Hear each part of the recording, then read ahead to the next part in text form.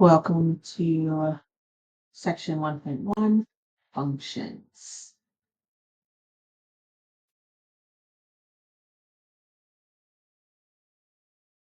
All right, objective number 1, describe a relation. So a relation is a correspondence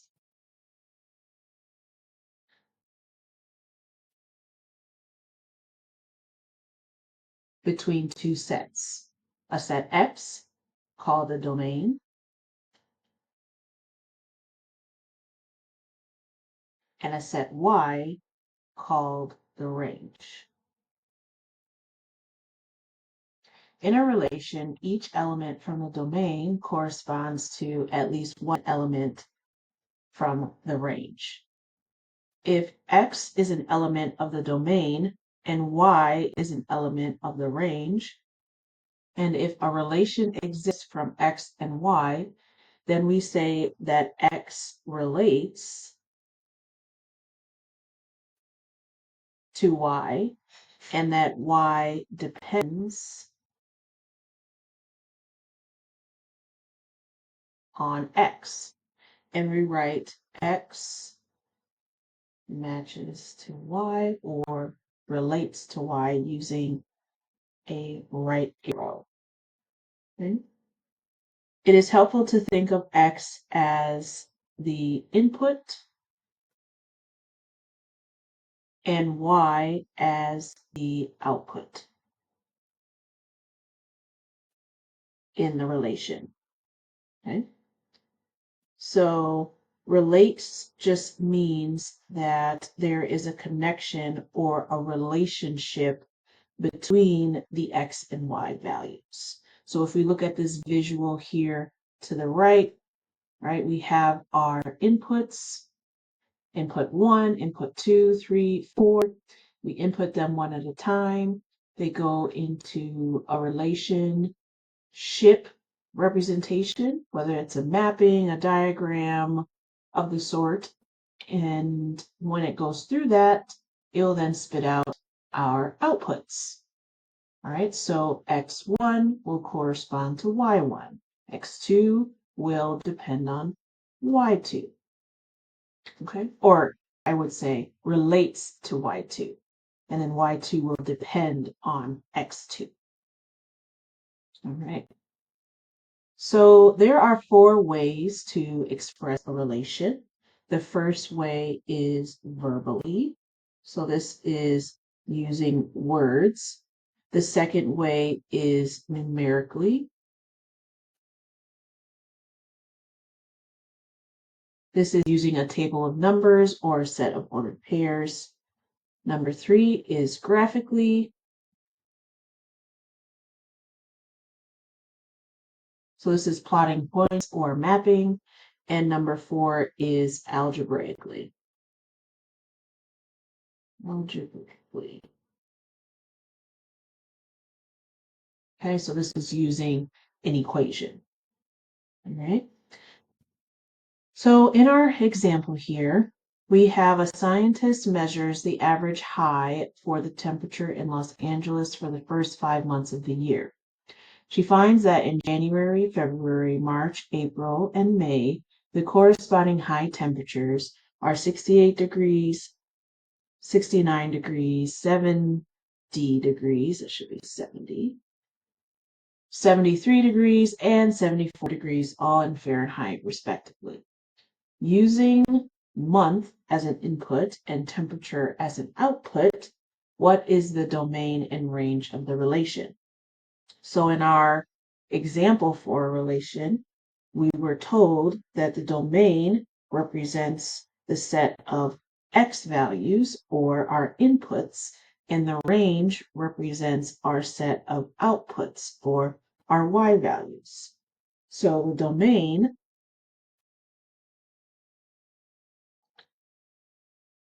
will be the set of months.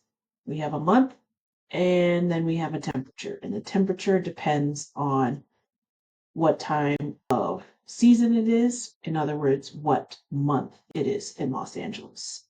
So our domain will be January, and I'm just going to abbreviate them. February, March, April, and May. That's our set for the domain. And then our range would be the 68 degrees Fahrenheit, the 69 degrees Fahrenheit, 70 degrees Fahrenheit, 73 degrees Fahrenheit, and 74 degrees Fahrenheit. Okay. Now it's asking us to express the relation as a set of ordered pairs. So an ordered pair contains an x coordinate and a y coordinate. So that means we want to match the x and the y together. So our relation would be the set January and 68 degrees Fahrenheit, February and 69 degrees Fahrenheit, March and 70 degrees Fahrenheit, and then April and 73 degrees Fahrenheit, and May, 74 degrees Fahrenheit. Okay, those would be our set of ordered pairs. So now it's asking us to express the relation as a mapping. So we want to connect the input to its output. And a mapping is just a relation that's represented by drawing an arrow from an element in the domain to an element in the range. So using the information we previously know, we know January maps to 68 degrees, February maps to 69 degrees, March maps to 70 degrees, April to 73 degrees, and May to 74 degrees. So our arrows just go straight across. That's not always going to be the case, but in this example, that is what we have. So now we're asked to express the relation as a graph. Okay, so we have our graph ordered pair, or not ordered pair, our coordinate plane here for our problem, where the x-axis is the months and the y-axis is the temperatures. Okay, so we're going to put a dot to represent the ordered pairs. So our first ordered pair is January and 68 degrees. So I'm going to go to January, which is right here, and I'm going to go up to 68 degrees Fahrenheit, which is right here. Okay. Next is February at 69 degrees, so that will be right here. Then we have March at 70 degrees. Then we have April at 73 degrees, so that would be here. And we have May at 74. That would be right. Okay. So this would be a graphical representation of our relation between the month and temperature for our problem. Okay, excellent. So that's our first objective in this section. Our next objective is to determine whether a relation represents a function. Okay, so our definition states that let x and y be two non-empty sets.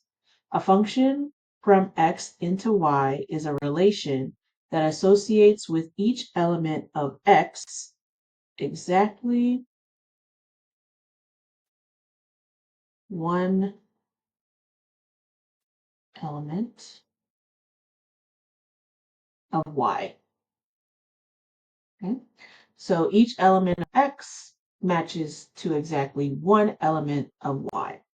So the set X we know is called the domain. So it would be the domain of the function. The set y would be called the range of the function. So for each element x in the set x, the corresponding element y in the set y is called the value of the function at x, or the image of x. The set of all images of the elements in the domain is called the range of the function. Okay? So in our image here to the right, we have our domain, okay? And the domain is the set of all of the x values, okay? And then on the right, we have our range, which is the set of all of the y's, okay? And each x, lowercase x that I'm talking about, so these right here, is going to map to one y in the range. Okay. Now, not all y's in the range may be mapped to an x value, which is why we have a smaller range represented here. Okay. So the idea behind a function is its certainty. If an input is given, so an x, we can use the function to determine the output. This is not possible if a relation is not a function. So in other words, for a function, no input has more than one output. So I can't input x and get out two values for y. Okay. All right, let's do an example.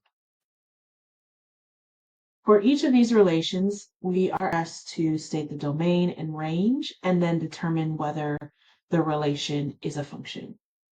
So this is representation of mapping examples. So we are going to look at each arrow to see where it's coming from and where it's going in order to determine whether it will be a function or not. Okay. So for example, A, our first box here have persons or name of persons or name of people, I guess is the grammatical way of saying it. And our second box here has a list of birthdays. Okay, so each person has a birthday. So the person would be the domain and the birthdays would be the range.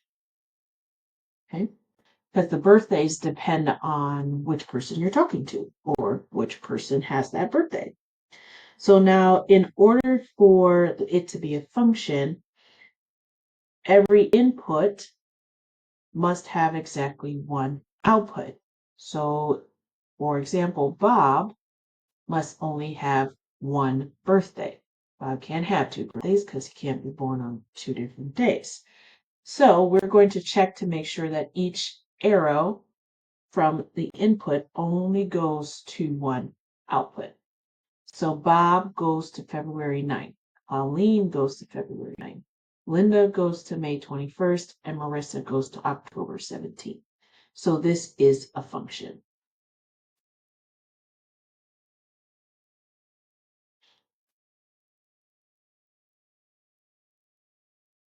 Okay?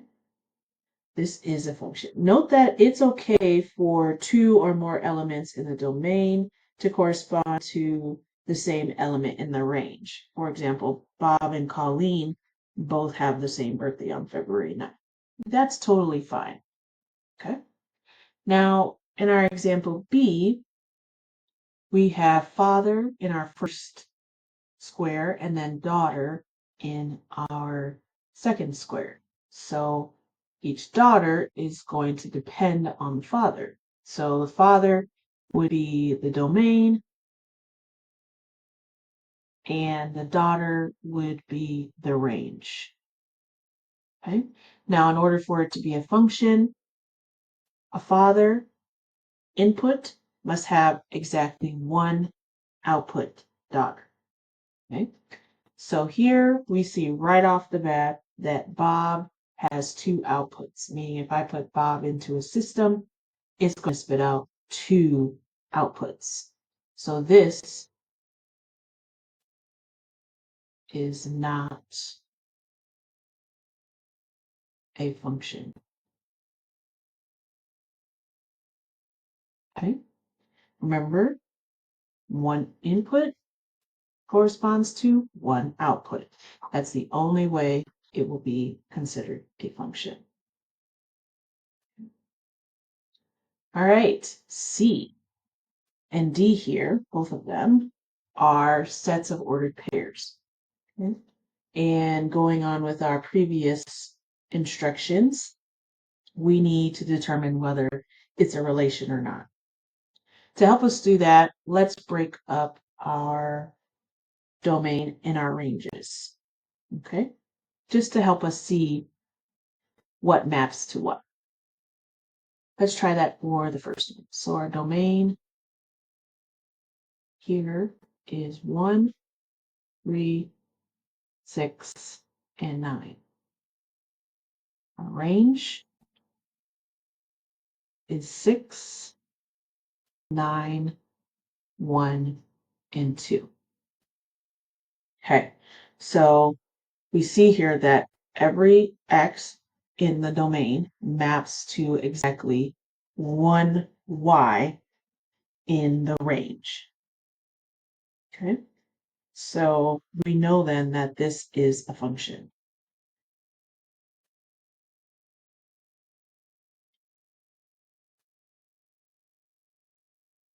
Okay. Let's do the same thing for D.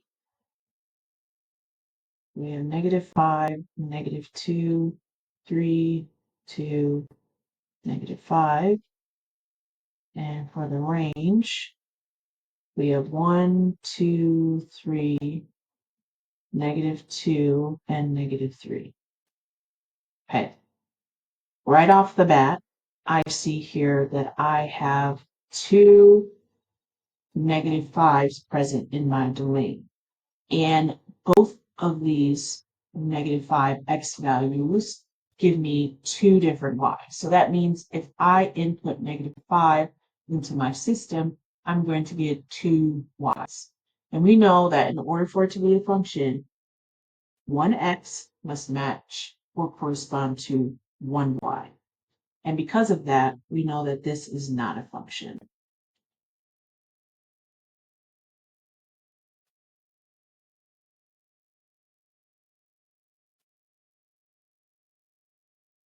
Okay. So is it okay for more than one element in the domain to correspond to the same element in the range? Why or why not? Well, yes, it is okay.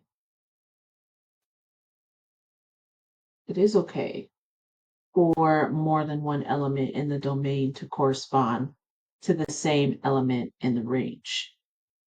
And this is because in order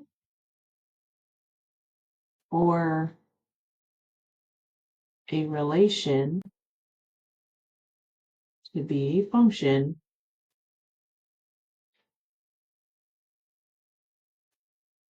each element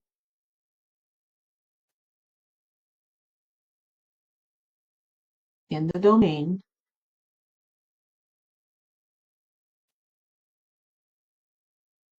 can only map to one element in the range.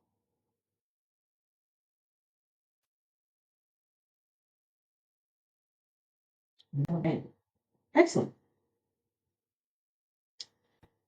Okay, our next example. We need to determine whether the equation y equals 3x plus 7 defines y as a function of x. Okay, so we're determining whether a relation represents a function in both of these examples. Okay? So in order to determine whether an equation represents a function, you're going to need to solve for y. Okay? So in our first problem here, we have y equals 3x plus 7. Okay? So this equation is already solved for y because we have y all by itself. Okay? Now, what do we notice about this problem? Well, we notice here that our slope is 3 and 7 is our y-intercept. Okay, it's where the graph crosses the y-axis. So this would be considered a linear function, meaning a straight line. So if I input an x value, I'm going to get only one y value. Okay? So this would be considered a function.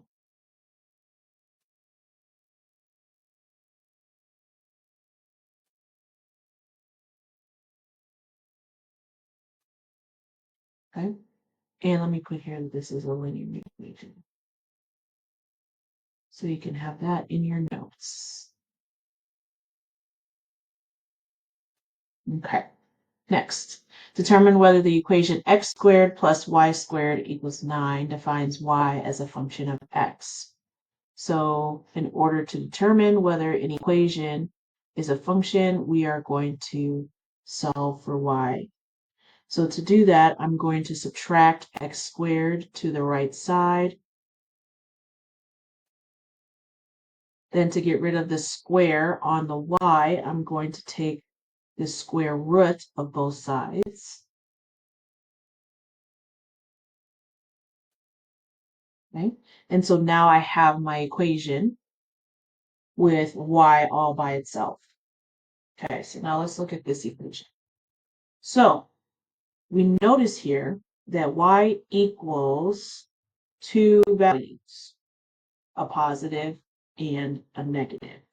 Okay, so let's write that down. So for the values of x results in two values of y. Okay, which means that there are two different outputs. So, in other words, two different outputs. And since there are two different outputs, we know that this is not a function.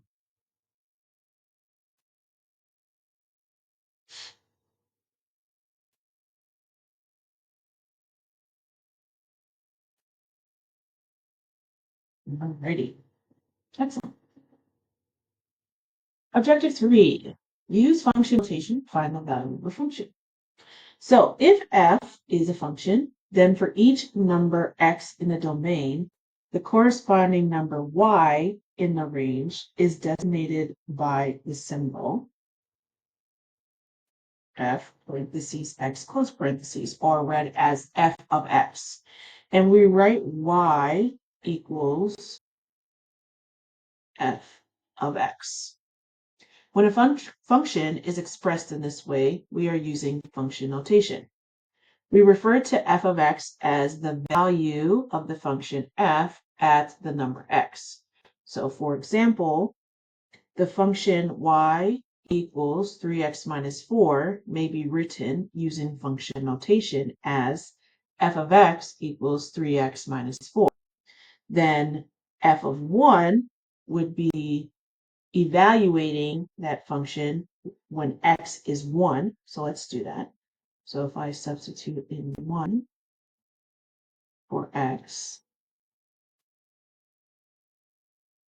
I would get 3 minus 4, which equals negative 1. So then f of 1 would equal negative 1. And then f of 3 would be substituting in 3 for x. So I'd 3 times 3 minus 4, which is 9 minus 4, which equals 5. So then f of 3 equals 5. Okay?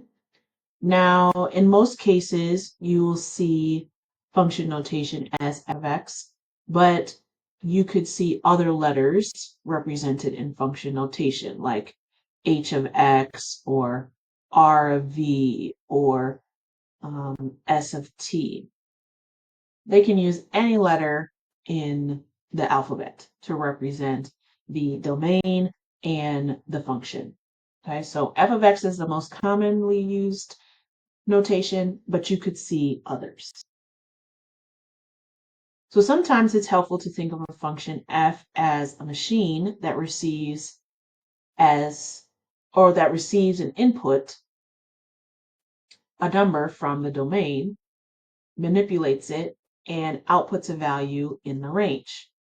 The restrictions on this input-output machine are as follows. It accepts only numbers from the domain of the function. And for each input, there is exactly one output, which may be repeated for different inputs. That just means I can input different x values and still get the same y value. Okay. So for a function y equals f of x, the variable x is called the independent variable because it can be assigned any number from the domain. The variable y is called the dependent variable because its value depends on x.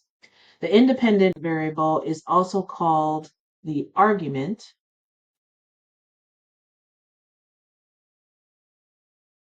of the function.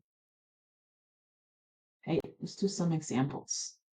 So for the function f defined by f of x equals x squared minus 2x, evaluate the following. And we have a couple of these in our notes. Okay. First one, let's evaluate this function when x equals 2. So f of 2 means that x equals 2. So wherever I see an x in my function, I'm going to substitute 2.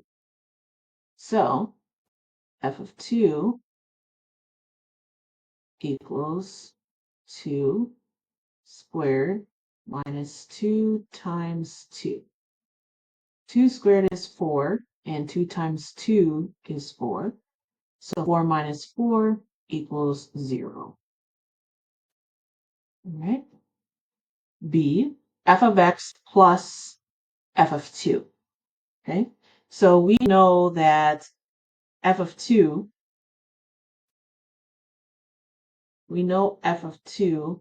equals 0 because we just found that in A. And we know what our f of x is. So we can substitute in our function for f of x. So f of x is x squared minus 2x plus f of 2, which is 0. So when we simplify this, we will get x squared minus 2x as our answer. Okay. All right, continuing on, we know our function f of x equals x squared minus 2x. Okay. So for C here, we're multiplying our function f of x by 2. So this would be 2 times our function f of x, which is x squared minus 2x. So we'll need to distribute the 2 to each term inside the parentheses, which would get us 2x squared minus 4x, because 2 times 2 equals 4x. Okay? So 2x minus 4x would be the expression that represents 2 times f of x. For D, we have f of negative x. So note here that f of x is a positive x. So we're multiplying our x by a -1. So whenever we see an x, we're replacing it with -x. Okay? So x squared is now going to be -x squared, and then -2 times -x. Simplifying this, -x squared will get me x squared, and then -2 times -x would get me a positive 2x. And that would be the expression that represents f of -x. Okay, so for e, we're multiplying our function by -1. Okay, so f of x is x squared minus 2x. So we're multiplying the whole function by -1. So -1 times x squared minus 2x. So we're distributing that negative sign. So we'll have -x squared times a negative, which is a positive 2x. So negative f of x equals -x squared plus 2x. Okay. Then f of 2x. So now in this case, anywhere we see an x, we're now going to substitute in 2x. So x squared is now going to be 2x squared. And then -2x is now going to be -2 times 2x. Then we can simplify each part. So 2x squared would get us 4x squared. And then -2 times 2x would get us -4x. Okay, so our expression is 4x squared minus 4x. Awesome. All right, our last two here, we have f of x plus 2. Okay. So for this example,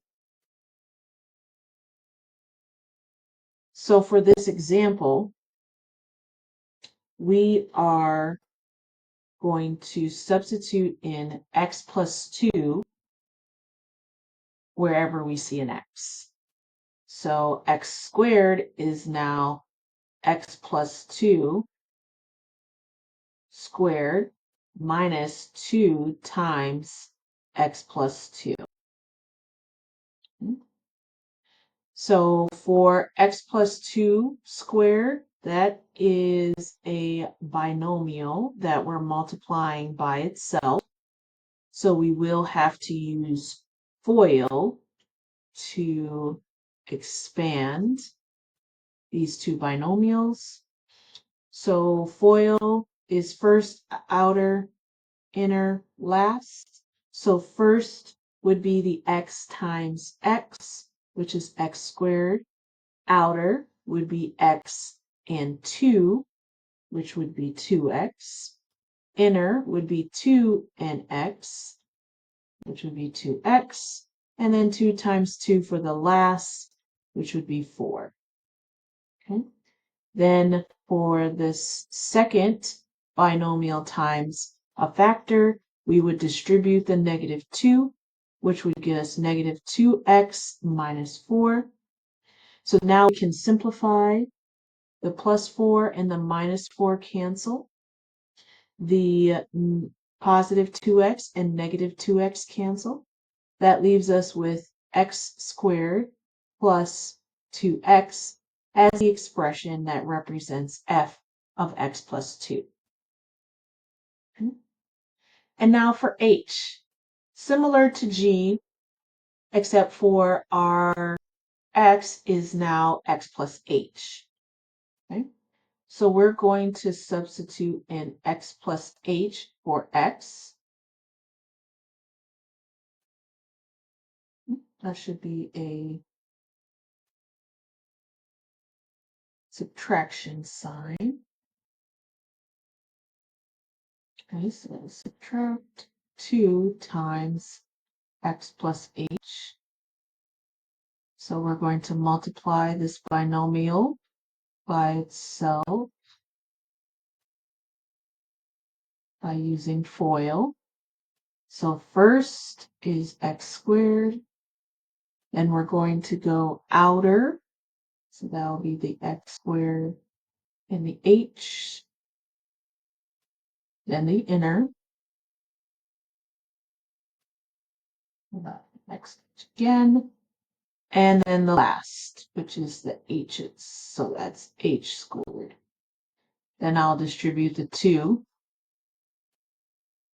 so that's negative 2x minus 2h. And before I continue, let me share exactly the arrows that I'm doing, because the lines can be a little confusing. So this would be first, outer, inner, last. Those are what I'm multiplying together. And I did something similar in G as well. Okay. Alrighty. Okay, so now we are going to combine like terms and cancel out any factors that can be simplified. So we can combine these two terms here. So we would have x squared plus 2xh plus h squared minus 2x minus 2h as the expression to represent f of x plus h. Okay. All right. So now we are going to look at finding values of a function on a calculator. So we're asked to verify the following results on your calculator. So we have our function f of x equals x squared, and we want to evaluate this function when x equals 5.678. So x equals 5.678, which is why we substituted that into our function, which means we would substitute it into our expression, x squared, and then use our calculator to simplify that. So let's do that together. All right, so here's our calculator, right? And I want to enter in 5.678 squared to make sure it represents the value that's given in my notes. So let's enter that in, 5.678, and then the squared button is this one right here, squared, and I'll press equals, and I get 32.239684, which is exactly what we got in our notes. Awesome. Okay. Implicit form of a function. So in general, when a function f is defined by an equation in x and y, we say that the function f is given implicitly.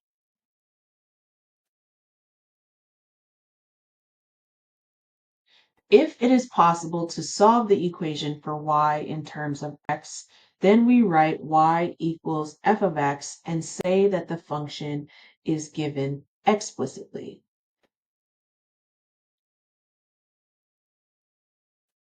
For example, 2x plus y equals 4 is the implicit form, and the explicit form would be y equals f of x, which will equal negative 2x plus 4. Okay, so I got y by itself. The implicit form, x squared minus y equals 7, would correlate to the explicit form, f of x equals x squared minus 7, because I got y all by itself. So I would, well, in this case, I moved the negative y to the right-hand side and then moved 7 to the left-hand side. That way y is positive. right? X times y equals 5 would be the implicit form, and then the explicit form would be f of x equals 5 over x. So I would have divided both sides by x. Okay? Awesome. Objective 4, find the difference quotient of a function.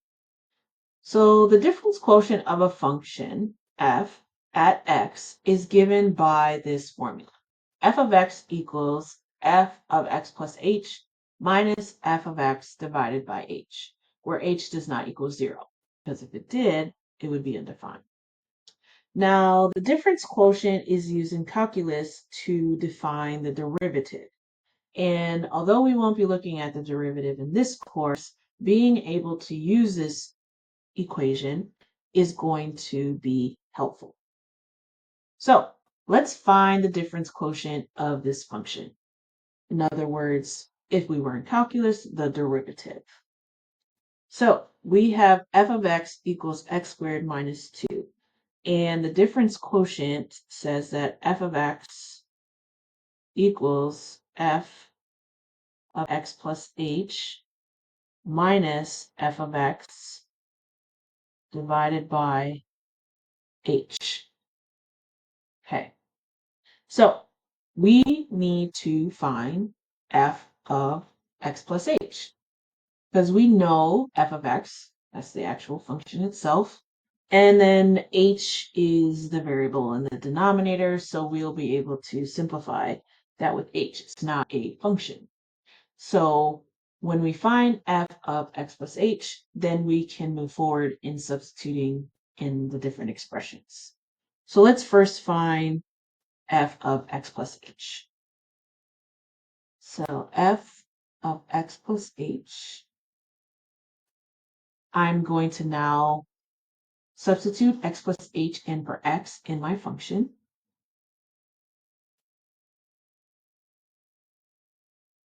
Okay.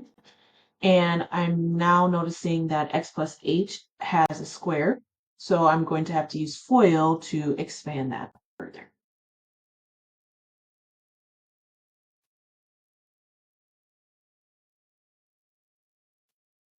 Okay, so first, outer, inner, last. So first, outer, inner, last. Now I can simplify this. Well, x squared plus 2xh plus h squared minus 2. Right. So I now know what f of x plus h is. So I can substitute now each of the expressions into my equation for the difference quotient. So x equals x squared plus 2x h plus h squared minus 2 minus f of x, which is x squared minus 2, all over h. Okay, so now let's simplify. So I'm subtracting this second function. So I'm going to distribute the negative to each term in that expression. So I'll have x squared, and I'm doing this so that I can drop the parentheses. Okay, so minus x squared and then plus 2 all over h. Okay. So now in my numerator, I see a lot of different terms. So I can now simplify the numerator a little bit by canceling out terms that have opposite signs. So for example, plus 2 here and negative 2, I can cancel those out because one's positive, one's negative. And then also negative x squared and positive x squared, I can also cancel that out because one is positive and one is negative. Okay, All right. So this would leave me with 2xh plus h squared divided by h. Okay. So I can simplify this some more because I can actually factor out an h in the numerator, which will then allow me to cancel out an h in the numerator and denominator, leaving me with 2x plus h as my answer. Okay. Alrighty, that was fun. Let's do another one. F of x equals 3 divided by x. So I'm going to write my difference quotient here that I can reference. So f of x plus h is f of x divided by h. So we know from the previous problem, the first thing we're going to need to do is find f of x plus h. So I'm substituting in x plus h wherever I see an x. So that would be 3 divided by x plus h. Okay. Now, I can't simplify this any further than that. So now I'm going to take this expression as well as the expression of f of x and substitute it straight into my difference quotient. So I'll have f of x equals 3 divided by x plus h minus 3 over x, and that actually in my formula should be a negative. Small error. All right. All right. And so all of this now is divided by h. So in order to simplify the numerator, I'm now going to have to make common denominators. So I'm going to be multiplying my first ratio in the numerator and denominator by x. And then the second ratio, I'm going to multiply my numerator and denominator by x plus h so that I can get a common denominator of x times x plus h. So I'll have 3 times x minus 3 times x plus h. Okay. So I'll write here for you so you know exactly what I did. Multiplied both of these by x. Multiplied both of these by x plus h. Okay. Alrighty. So now I have common denominators, so I can now simplify the numerator. So I'll distribute the negative 3. So I'll have 3x minus 3x minus 3h all over x times x plus h. And all of that is divided by h. So I can cancel the 3x and the negative 3x because one's positive, one's negative. That leaves me with negative 3h divided by x times x plus h. All of that is divided by h. Okay. So this is a complex ratio. So I can now rearrange this as one fraction instead of a fraction within a fraction. Okay. So that will get me negative 3h divided by x times h times x plus h. Okay. Now, how did I get that? And I'll have that here for you so that you can reference it. So this ratio is the same thing as negative 3h divided by x times x plus h divided by h.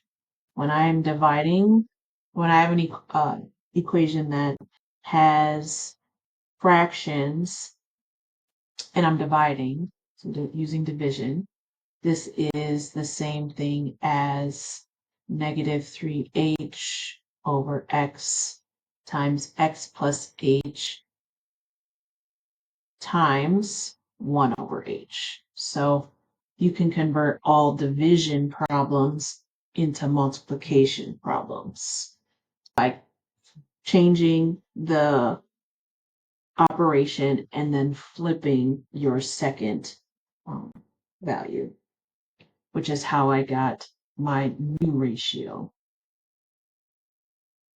Alrighty. Okay, so now we can simplify this by canceling out the h in the numerator and denominator, which gives us negative 3 over x times x plus h. Okay, and that is our answer. Okay. All right, let's do one more. So our difference quotient, f times x plus h minus f of x divided by h. First thing we're going to do is find f of x plus h. So I'm going to substitute in x plus h wherever I see x. So in this case, I'll have the square root of x plus h. That can't be simplified anymore. So now we can find our difference quotient. So f of x plus h is the square root of x plus h minus f of x, which is the square root of x. And that's going to be all over h. Okay. So because I'm dealing with squares or square roots, I want to now rationalize the numerator. Okay. So I'm going to multiply the denominator and the numerator by the opposite factor. So in other words, I have the square root of x plus h minus the square root of x. And I'm going to multiply this by the square root of x plus h plus the square root of x. And I'm going to multiply the denominator by that same factor.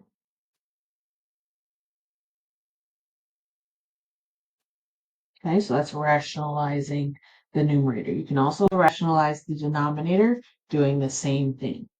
Okay, so because I have two binomials that have the same terms but opposite operations, I can rewrite this as the square root of x plus h squared minus the square root of x squared.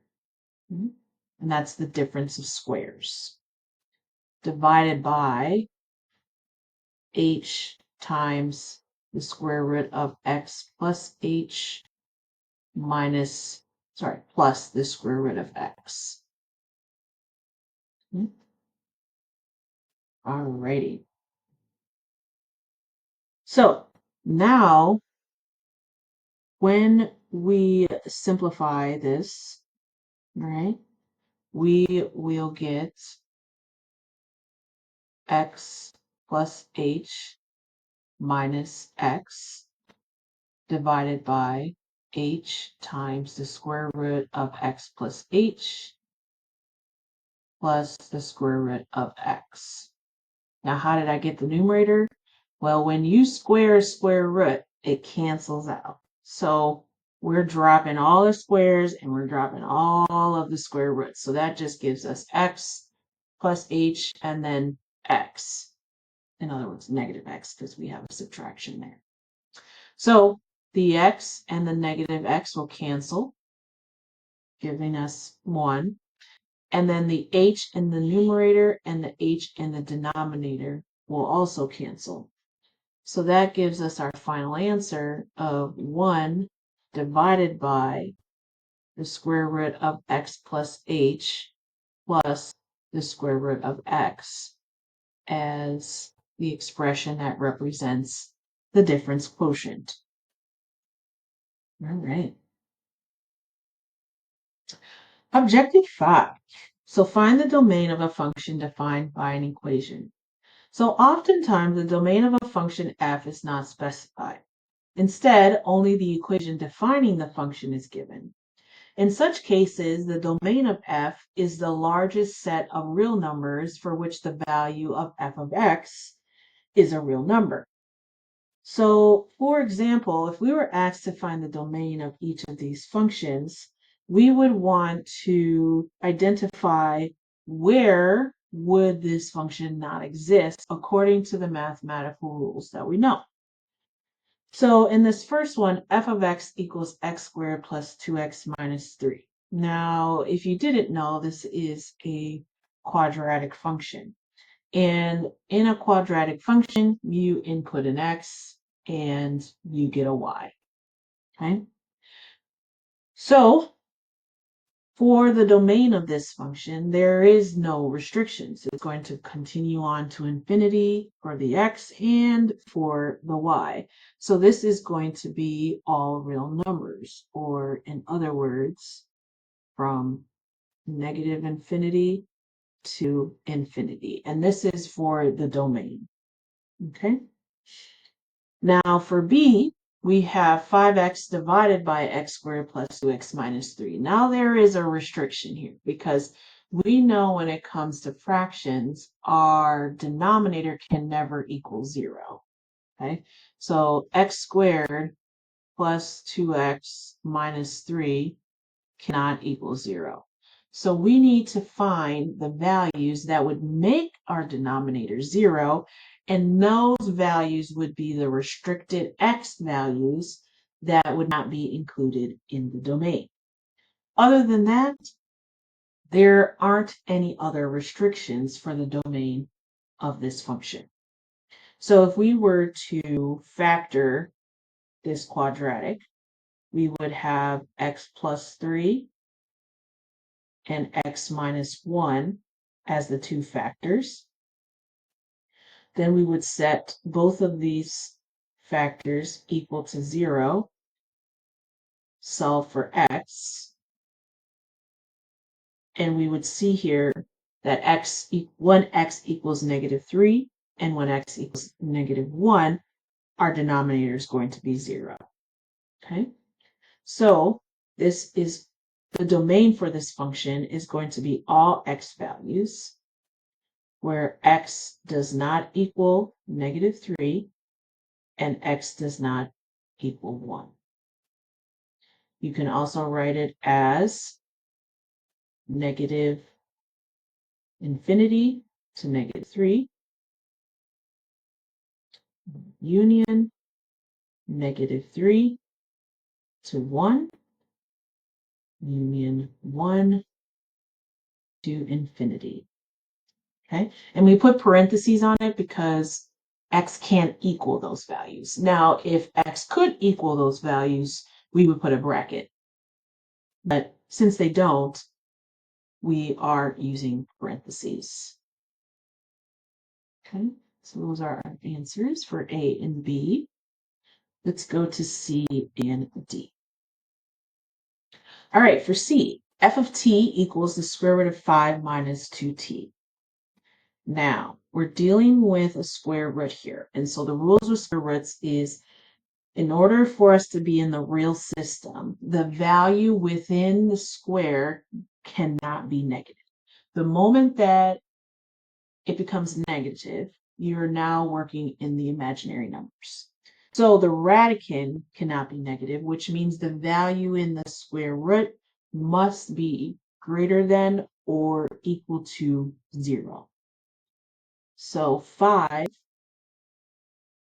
minus 2t must be greater than or equal to 0. So we need to find the value or the cutoff value that would make the expression within the radicand less than 0.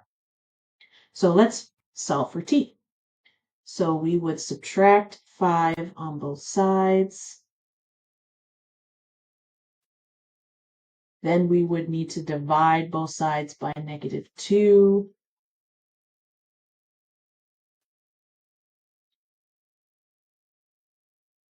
Since we're dividing by a negative, we will have to switch the sign. So now instead of it being greater than or and equal to, it will be less than and equal to.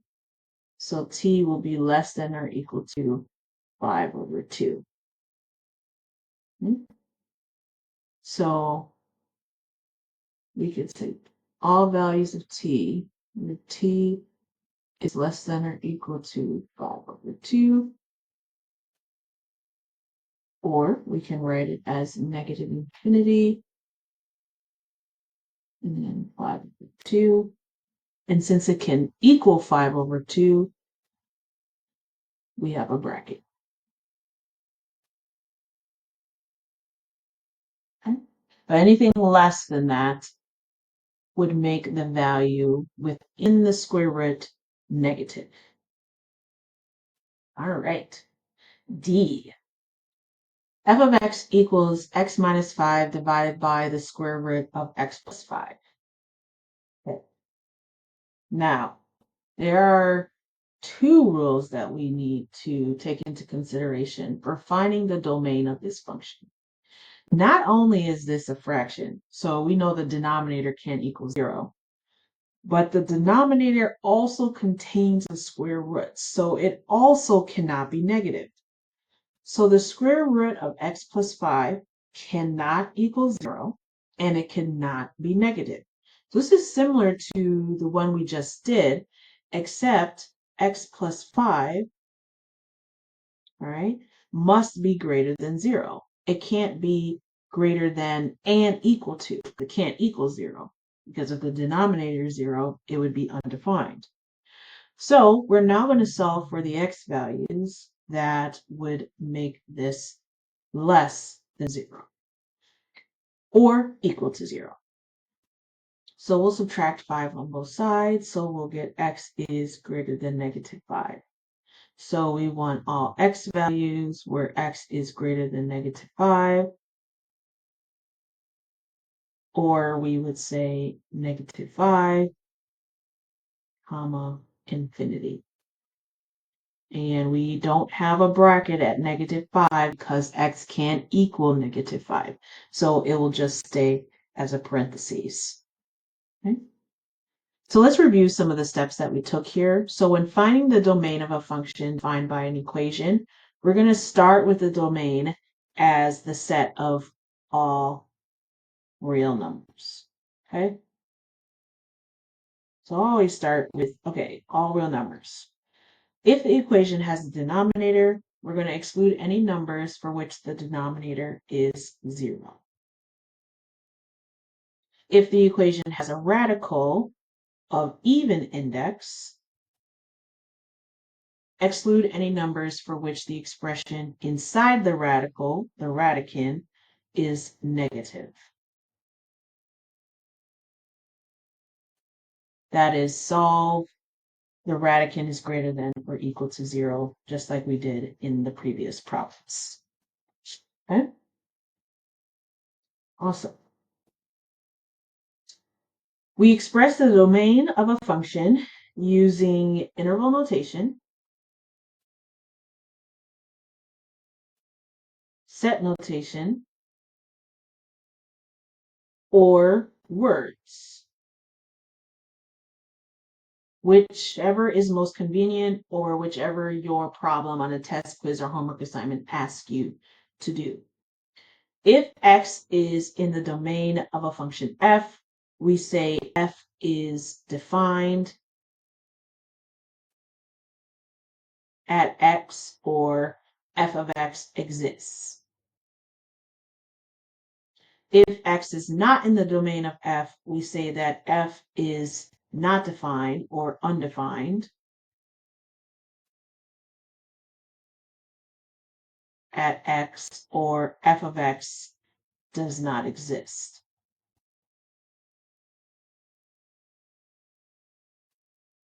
Okay? When we use functions in applications, the domain may be restricted by physical or geometric considerations. For example, if you're trying to determine all the possible areas of a square with a side length x, the function would be f of x equals x squared, which has a domain of all real numbers. However, since this is a real-world application, we would only include positive numbers in the domain because x represents the length of a side in a square. And in a real world application, you can't have lengths that are negative. Okay. So, well, I guess negative or zero.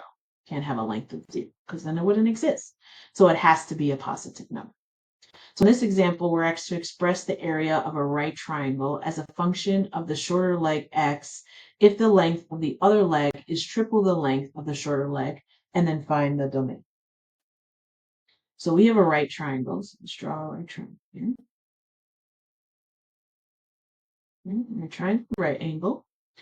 And it says that the shorter leg x, so it already told us the shorter leg is x. This is going to be short leg. Shorter leg x if the length of the other leg is triple the length of the shorter leg. So if it's triple, that means I'm multiplying it by 3. So the longer leg is 3 times the shorter leg. And it wants us to find the domain. So let's first find the function. So the area, as it says, express the area of a triangle is 1/2 base times height. Well, I know my base here is x and my height is 3x. So a of x is going to equal 1/2 times x times 3x. Simplifying this, I will get 3/2 x squared. All right. Now, in this case, because this is a right triangle, all right, and our area is going to need to be positive, x can be all values greater than 0. I'm going to rewrite that slightly. All values greater than 0. Or from 0 to infinity. Okay. All right, the first one is set notation. The second is interval notation. All righty.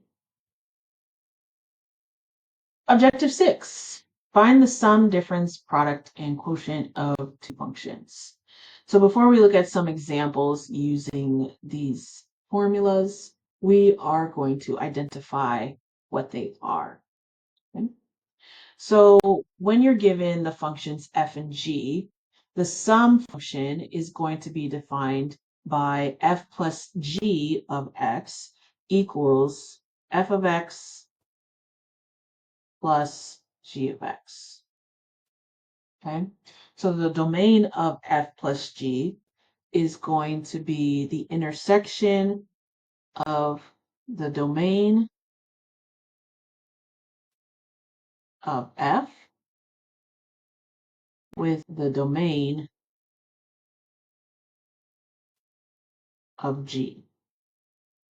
Okay, so this like upside down U represents intersection. So where they cross.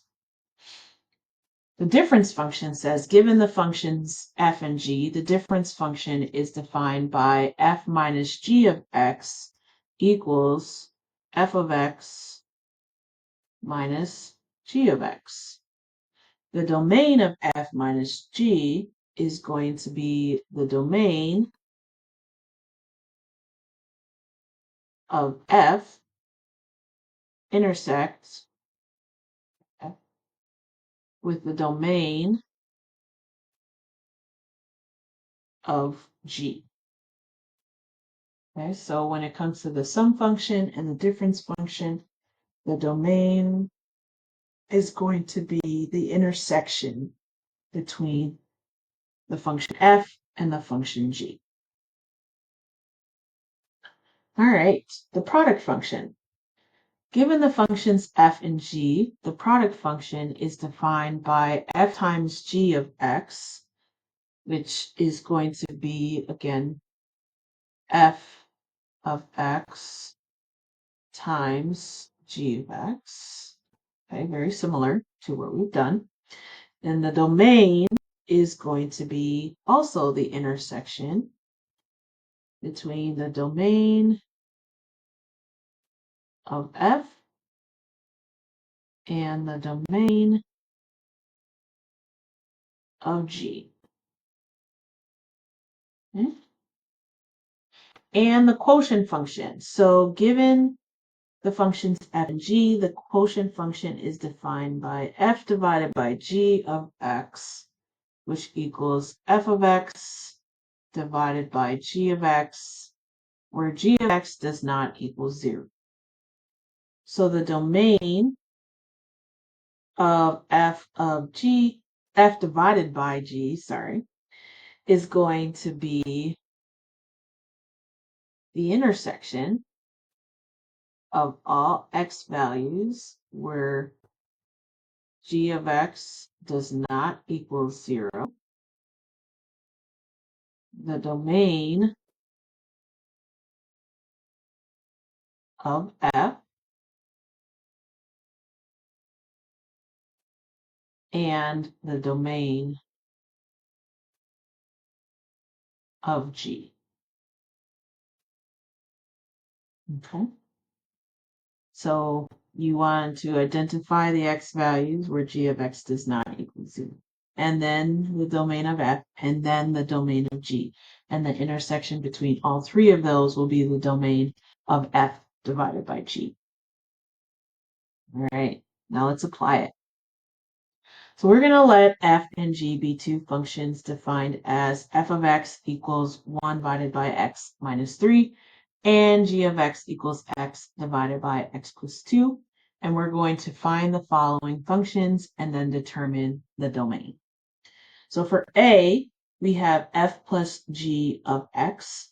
Okay, we know that this is our sum function, so this will equal f of x plus g of x. So we're going to be adding both of these functions together. So let's do that. So 1 over x minus 3 plus x over x plus 2. We do not have the same denominators, so we know we're going to have to make common denominators. So I'm going to be multiplying the top and the bottom here by x plus 2. And over here, I'm going to be multiplying the top and the bottom by x minus 3. So I will have x plus 2 plus x times x minus 3, which gets me common denominators, x plus 2 times x minus 3. I can simplify the numerator. I have x plus 2. I'm going to have to distribute this x to each term. So that will give me x squared minus 3x over x plus 2 times x minus 3. Combining like terms, I'll have x squared minus 2x plus 2 divided by x plus 2 x minus 3. Okay? So that is the function. Right. Now I need to identify the domain. Since this is a ratio, I know my denominator cannot equal 0. So if I set each of these factors equal to 0 and solve for x, because it's already in factored form, I then have identified the x values that make my denominator 0.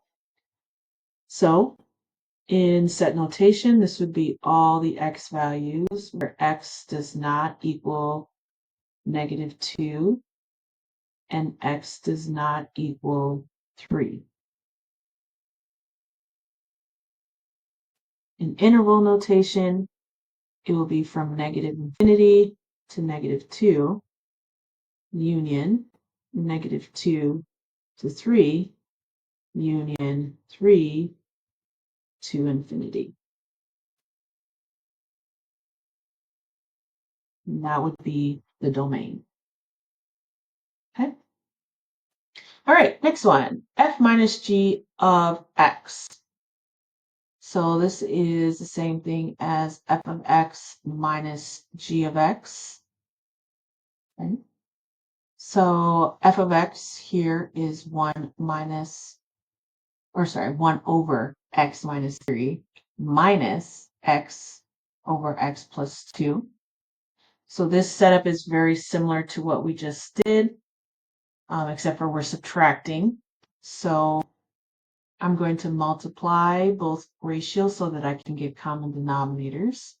So I'll have x plus 2 minus x times x minus 3 over x plus 2 times x minus 3. I'm going to simplify the numerator. So I'll have x plus 2 minus x squared plus 3x over x plus 2 times x minus 3. I can combine like terms, so I'll have negative x squared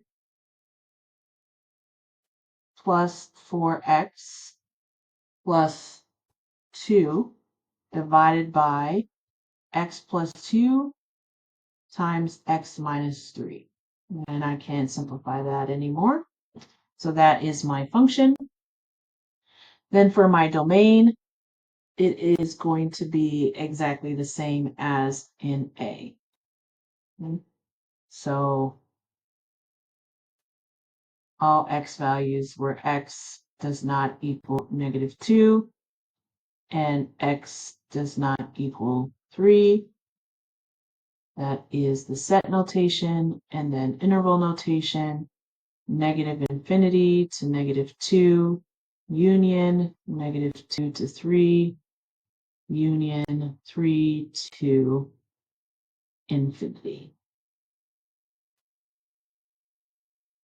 All right. All right, f times g of x. So this is equivalent to f of x times g of x. So we're multiplying both functions together. So f of x is 1 over x minus 3, and I'm multiplying that by x over x plus 2, which is g of x. When you're multiplying fractions, you literally just multiply across. So 1 times x is x, and then I would have x minus 3 times x plus 2 in the denominator. Okay? So my denominator can't equal 0. All right. So I'm going to set each factor equal to 0 and then solve. This denominator is the same denominator that we had in the previous problems. So my domain is going to be all x values where x does not equal 3 and x does not equal -2. And then in interval notation, it would be infinity to -2, -2 to 3, and 3 to infinity.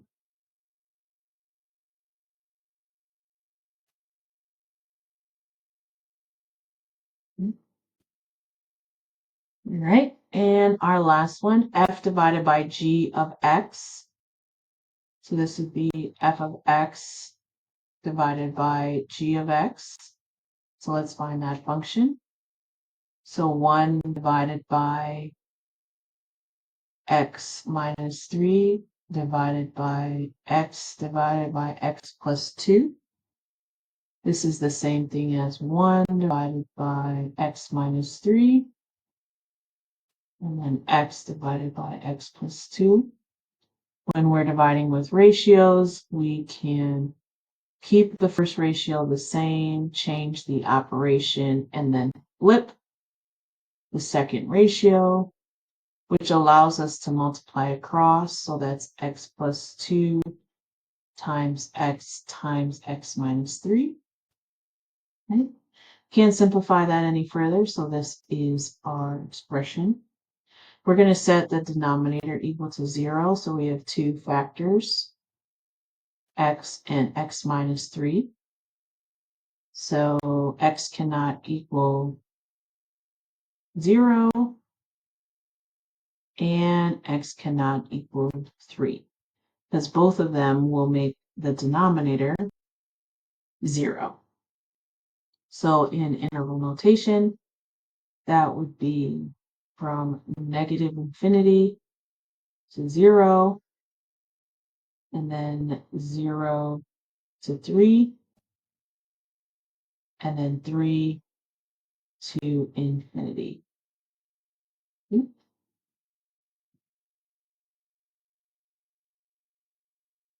right. Awesome. And that concludes section 1.1.